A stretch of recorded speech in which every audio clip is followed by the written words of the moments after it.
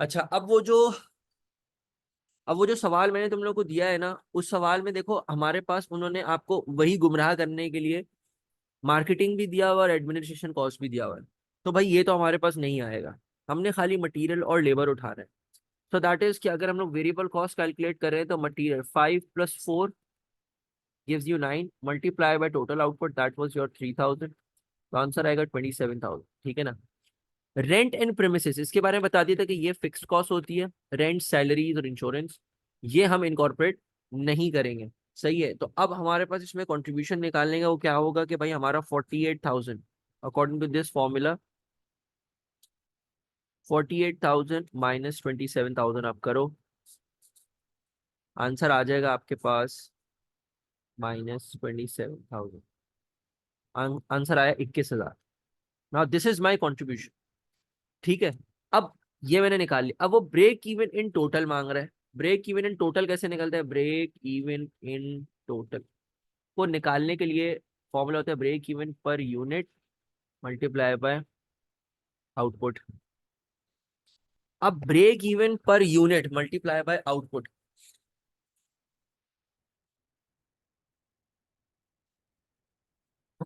वो हमारे पास निकलेगा break even per unit equals to total fix cost divided bye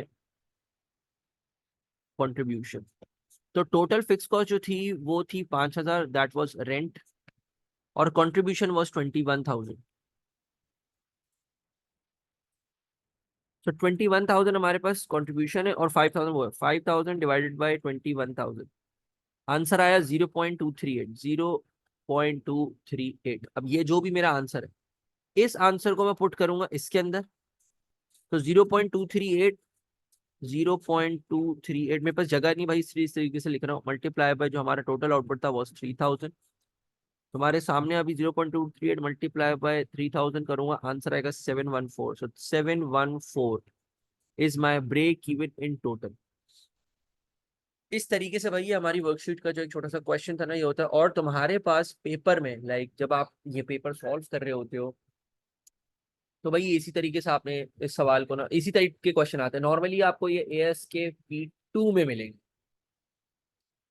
ठीक है भाई। तो ये एक चीज हमारे क्वेश्चन हो गया। अच्छा, अब मैंने तुम लोगों को कल एक चीज मेंशन करी थी कि भाई एक ना सवाल आता है जो कि ग्राफिकल फॉर्म में आता है कि भाई ये ग्राफ है। मैं वो भी दिखा देता हूँ कि भाई किस तरीके का होता है वो।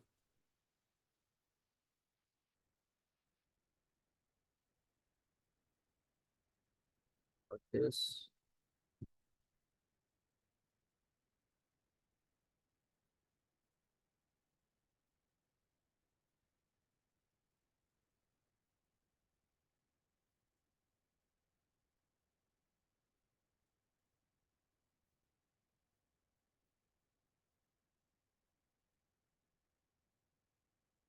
ये देखो एक सवाल हमारे पास ना इस तरीके का आता है। अब देखो इसमें उसने सबसे पहला आपको जो ये सबको क्लियरली डिस्प्ले हो रहा है भाई क्वेश्चन, ब्लर तो नहीं है?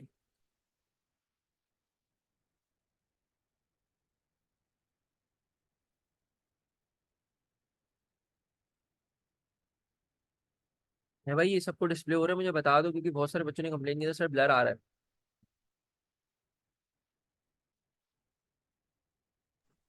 क्लियर है। अच्छा okay, Nawal also said yes. Okay.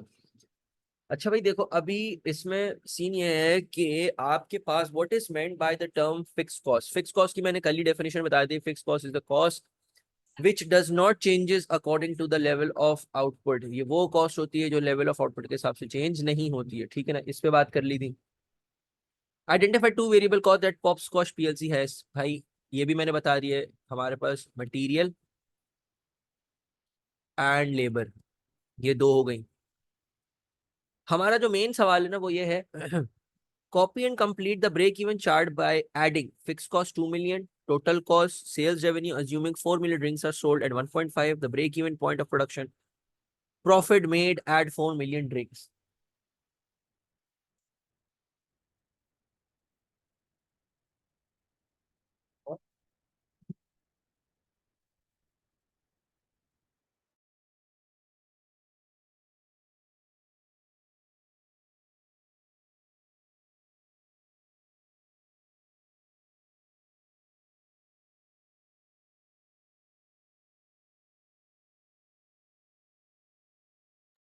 Guys just 1 minute दो, आ रहा हूँ यार, गेट पे कोई है।